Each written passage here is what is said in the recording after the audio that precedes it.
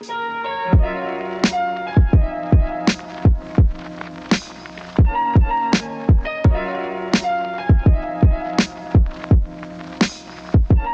is going on, guys? Welcome back to another episode in the full workout series that I've been doing, where I've been breaking down each workout I do for my 7-day split. Today we're going to be covering my back day, and I do back and abs together. This is definitely like one of the lower key days. I usually train 2 muscle groups at a time each session, and we're hitting abs here too at the end, but they don't really count because they're so small. But seriously, I train back on its own basically, and legs on their own, because they're 2 of the biggest muscle groups on your body. They are the 2 biggest muscle groups that are on your body. So I'm very intentional about giving them the intensity that they need, and the volume to get worked properly, being the one of the biggest muscle groups on your body. After a quick 5-minute warm up on the stair stepper, I'm going to jump right into our first back movement, and this is going to be a single landmine row. We're going to set up at the end of a landmine station, throw some weight on the end of the barbell there. And if you don't have a landmine station or access to a landmine station, all you really need is a barbell, because you can wedge that in the corner of just about anything. Sometimes if I don't have a corner to wedge the other end of the barbell into, I'll kind of like surround it with plates just to kind of secure that one end, and that works just fine. So with one hand, we're going to grab the very top of the barbell for these, just under where the weight is stacked. And we're going to bend our knees slightly. You want to lean forward so your upper body's got a decent lean forward. As you can see here, I'm leaning forward a little bit. Got to bend in my knees.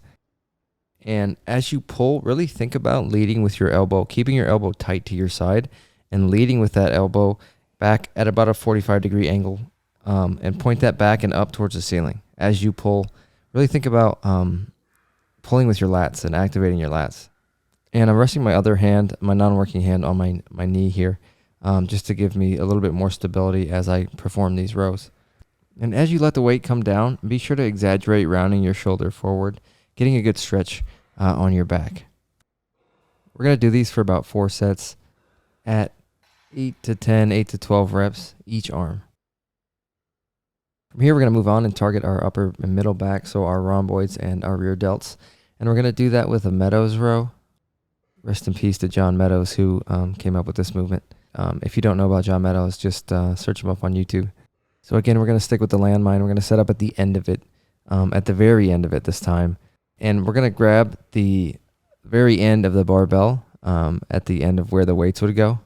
And we're going to take an overhand grip on this. And you want to make sure that your arm, your elbow, and your shoulder joint line up with the line of the barbell. So with these, we're going to bend over so our back is nearly parallel with the floor. From here, we're going to pull with that working arm, flaring your elbow out, keeping it flared out completely, and in line with the barbell. And as you pull up, really think about squeezing with your upper and middle back, and also leading with that elbow again towards the ceiling. Now, if you're having trouble with the mind-muscle connection or feeling it working in your upper middle back here, I'd consider lowering the weight a bit and just maybe using the barbell just to get that mind-muscle connection down, and then slowly start adding weight from there.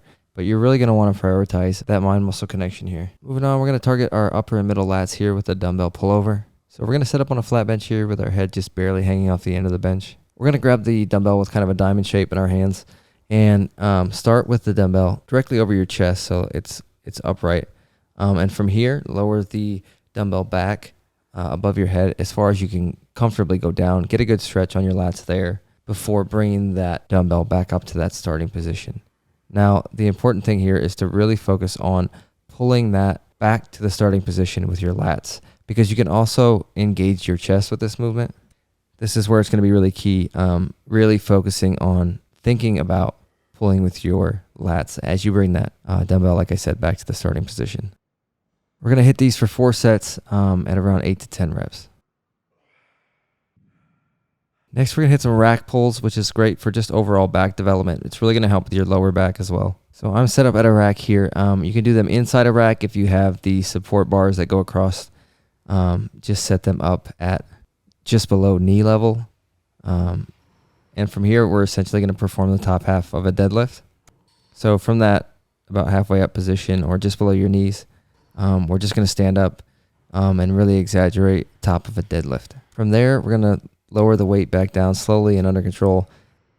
Lower it back down and let it rest on those supports or on the collars like I'm using here before performing the next rep. Now you're going to want to use a belt for these probably because we're going to go heavy. We're going to really overload our back as much as we can, and you're going to be able to do more than you could with a traditional deadlift here because you're only doing the top half of the movement. So just load the weight on, be sure that you maintain good form and that you have a belt. That's going to help you stay safe, but it's also going to help, activate your core. And here's a little back flex for you. And we're going to do those for again, 4 sets, 3 to 4 sets, at around 8 reps. So I like to finish up with a burnout of some high rep banded straight arm pull downs. I got this band from Gym Reapers. I get all my bands from Gym Reapers. And I think this is around a 40 to 45 pound band. I'm not sure. I think that's what it is. But regardless, if you're looking for bands, definitely check out Gym Reapers bands. Yeah, use my code PERK. You'll get 10% off of your purchase. And they're definitely quality products. And I would highly recommend them, especially for the bands in this movement. But anyway, we're going to set the band up anchored somewhere above our head. And then spread the band apart, taking each side of the band with each hand. We're going to keep the grip pretty close for these. And as you pull all the way down until your wrist reach your waistline. And you can see as my wrists reach my waistline here at the top of the movement, I really exaggerate squeezing with my back and sort of stand up a bit before letting the band come back up, lowering my hands back up with it, and kind of leaning forward into that to get a stretch on my lats. This is our burnout here, so we're going to do 3 sets at as many reps as possible. And that's it for back. Next up, we're going to hit our abs. We're going to do all of these movements hanging. And so if you can't seem to do a hanging leg raise or any sort of hanging ab movements at the moment because your core isn't strong enough, then you could just do these on the supported leg raise station, where you rest your forearms and elbows holding on to the grips there and lifting your legs from there. So you can do pretty much any of these from that station. Or I'd also recommend getting some lifting grips. That way you kind of take your grip strength out of the equation because your grip tends to fail before your abs. So I use lifting grips when I'm doing these hanging leg raises and movements. So I definitely recommend them. And Gym Reapers has those as well, but get lifting grips, not the straps. So we're going to kick things off with a leg raise, and we're going to go from hanging completely upright, hinging at our hips. We're going to lift our toes up above our heads, so keeping your legs relatively straight with a slight bend in your knees. We're basically lifting our legs all the way up, toes to bar. And then slowly and under control, this is key, you got to do these under control. Lower your legs back down to the starting position so you're completely upright. And from there, we're going to repeat the process, hinging at our hips again and lifting our legs up, really focusing on our lower abs with these. Next up, we're going to target our obliques with an oblique alternating knee raise. We're going to start by twisting our hips, throwing our knees to one side. And from here, you're going to lift your knees up on that one side, lowering them back down so your legs are completely straight, and then twisting to the other side and bringing your knees up.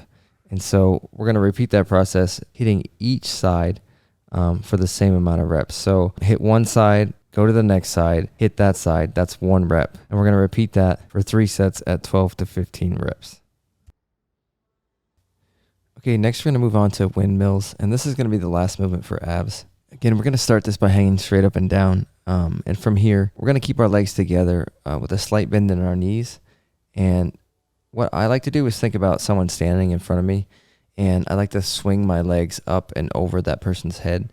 You could also just put some foam rollers stacked on top of each other in front of you if you need that sort of visual aid. But I just imagine there's someone standing in front of me. And again, from hanging upright, slight bend in my knees, I'm going to throw my legs up and over what would be that person's head in front of me. The biggest thing here is trying to slowly control the eccentric. So as you're coming down the other side with your legs, you want to do that slow and under controlled, and then start the process over again for the next rep. Okay, for these, we're going to do 3 sets at 10 to 12 reps. And that's going to do it for this full back and ab workout session. After I finish up abs here, I'm going to go hit the StairMaster and do cardio for about 30 to 40 minutes. And that's going to be it for my workout for the day. Also, I'm currently taking applications for one-on-one online coaching. fly today at perkfit.com. Really appreciate you guys checking out the video. If you liked it, be sure to leave a like, comment, and subscribe, and we will see you on the next one.